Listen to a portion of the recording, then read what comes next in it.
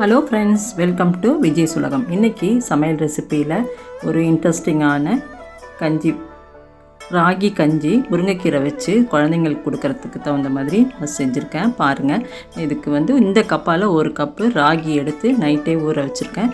நீங்கள் செய்கிறதுக்கு 6 மணி நேரம் முன்னாடி ஊற வைங்க. இது கூட ஒரு 4 பாதாம் பருப்பு, 1 ஸ்பூன் கசகசா, இவ்வளோதாங்க இதுக்கு. இது ஒரு 5 பேருக்கு வரும். இது கூடவே பொடியாக கட் பண்ண வெங்காயம், பூண்டு, கீரை, ஒரு கைப்பிடி அளவு முருங்கைக்கீரை பூவோடு சேர்த்து எடுத்துருக்கேன். இப்போ இந்த ஊற வச்சதை ஒரு மிக்சி ஜாரில் அப்படியே தண்ணியோடையே சேர்த்துக்குங்க. ஊற வச்ச தண்ணியோடையே சேர்த்துக்குங்க. இது ரொம்ப நல்லது, கீழே கொட்டிடாதீங்க. இதை அப்படியே மிக்சி ஜாரில் சேர்த்து நல்லா தண்ணி ஊற்றி நல்லா அடித்து ஃபஸ்ட்டு பால், இது நல்லா தண்ணி ஊற்றி நல்லா கழுவி ஃபஸ்ட்டு பால் புழிஞ்சு எடுத்துக்கோங்க. இது இன்னொரு வாட்டி 2வது பால் எடுக்கணும். இது குழந்தைங்களுக்கு ரொம்ப நல்லது. எங்களோட பையனுக்கு 5 மாதத்துலேருந்து நான் கொடுக்க ஆரம்பித்தேன். இது அவ்வளோ சத்தானது, நல்லா ஹெல்த்தியாக இருப்பாங்க குழந்தைங்க. ராகி மாவு வச்சு செய்யலாம், ஆனால் அது ஃபைபர் ஜாஸ்தியாக இருக்கும், குழந்தைங்களுக்கு ஜீரணம் ஆகாது. இன்னொன்று, நம்ம இப்போ பெரியவங்களுக்கும் வயசானவங்களுக்கும் இந்த முருங்கைக்கீரை ஜீரணம் ஆகாது.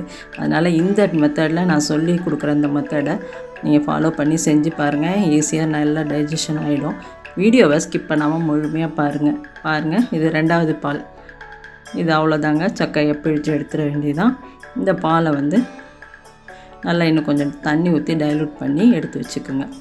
இது இந்த பாதாம் எதுக்காகன்னா நல்ல ஒரு டேஸ்ட்டு கொடுக்கும். அதே மாதிரி கசகசாவும் நல்ல ஒரு சத்தானது, நல்ல மைண்ட் ரிலாக்ஸ் கொடுக்கும். கசகசா சேர்த்து நீங்கள் எது பண்ணாலும் இந்த மாதிரி கஞ்சி ஐட்டத்துக்கு 1 ஸ்பூன் சேர்த்துக்குங்க, ரொம்ப வேண்டியதில்லை.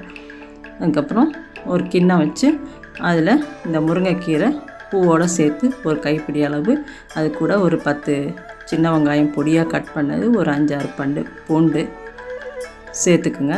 இது கூட 1 கிளாஸ் தண்ணி ஊற்றுங்க. அதுக்கப்புறம் மஞ்சத்தூள் ஒரு 1/4 ஸ்பூன். ஏன்னா கீரையில் ஏதாவது பூச்சி போட்டு இருந்ததுன்னா அது நம்மளை இன்ஃபெக்ஷன் பண்ணாமல் இருக்கிறதுக்கு கொஞ்சமாக மஞ்சத்தூள். அது கூட சர்க்கரை. நீங்கள் எந்த கீரை செஞ்சாலும் அந்த கீரையோட தன்மை மாறாமல் கசப்பு இல்லாமல் இருக்கணும்னா நீங்கள் கொஞ்சோண்டு சர்க்கரை சேர்த்துங்க. அது கூட தேவையான அளவு உப்பு. இது கூட இன்னொரு டம்ளர் தண்ணி. ஏன்னா இது நல்லா கொதித்து வற்றி வரணும், நம்ம தண்ணியை தான் சேர்க்க போகிறோம்.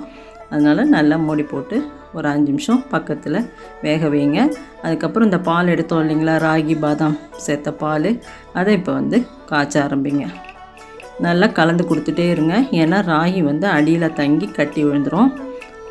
அதனால் கைவிடாமல் கலரணும். இதுக்கு தேவையான உப்பை இங்கே சேர்த்துக்குங்க.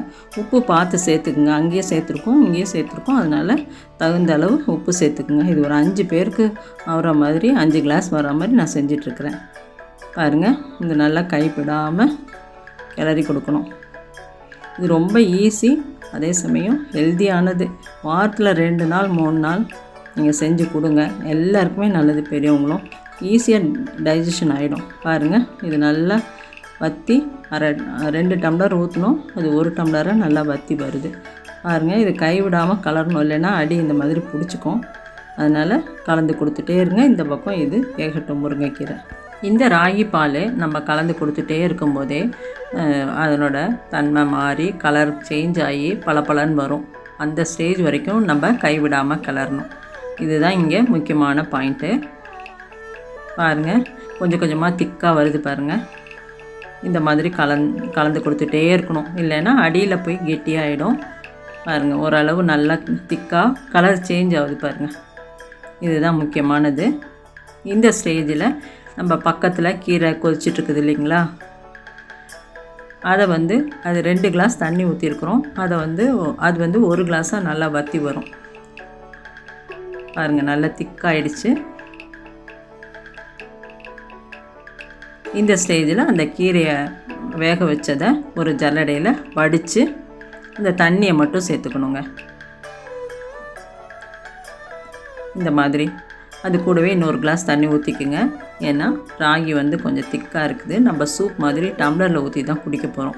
இந்த கீரை வடித்ததையும் நீங்கள் வேஸ்ட் பண்ண வேண்டாம். கொஞ்சம் கடுகு தாளித்து, எண்ணெய் ஊற்றி கடுகு தாளித்து இந்த கீரை வடித்ததை போட்டு மேலாட்டம் கொஞ்சம் உப்பு காரம் போட்டு, தேங்காய் வேணும்னா தேங்காய் திருவி பொரியலாக செஞ்சு அப்படியே நீங்கள் சாதத்து கூட சாப்பிட்டுக்கலாம். ரொம்ப சூப்பராக இருக்கும்.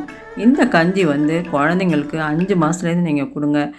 ரொம்ப சத்தானது. வெறும் நீங்கள் கீரை மட்டும் செஞ்சிங்கன்னா குடிக்கவே மாட்டாங்க. இந்த மாதிரி ராகி பாதாம்லாம் சேர்த்து செஞ்சு கொடுக்கலாம். அதேமாதிரி பெரியவங்களுக்கும் கீரை வந்து தனியாக சாப்பிட்டா டைஜஷன் ஆகாது.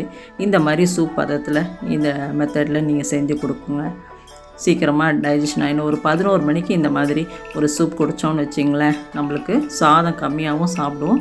அதேமாரி ஹெவியாக இருக்காது, ரொம்ப லைட்டாக இருக்கும். நம்ம சாப்பிட்ட உணவு சீக்கிரமாக டைஜஷன் ஆகும். இது கூட நம்ம மேலே இந்த க்ரஷ் பண்ண பெப்பரை அப்படியே க்ரஷ் பண்ணி விடணும். உங்கள்கிட்ட இந்த மாதிரி இல்லை அப்படின்னா மிளகும் சீரகமும் கொஞ்சம் தட்டி சேர்த்துக்குங்க. நான் வந்து இந்த மாதிரி க்ரஷ் பண்ணி போட்டேன். அது கூட ஒரு ஸ்பூன் நெய், இது ரொம்ப முக்கியம். அப்போ தான் வந்து நம்மளுக்கு அந்த ஒரு டேஸ்ட்டு ஃப்ளேவர்லாம் கொடுக்கும். ரொம்ப போடலை பாருங்கள், ஒரு இந்த 1/4 ஸ்பூனில் 1 ஸ்பூன் நெய் போட்டிருக்கேன். அவ்வளோதான். இதை கலந்து கொடுத்துட்டு நம்ம பரிமாற வேண்டியது தான்.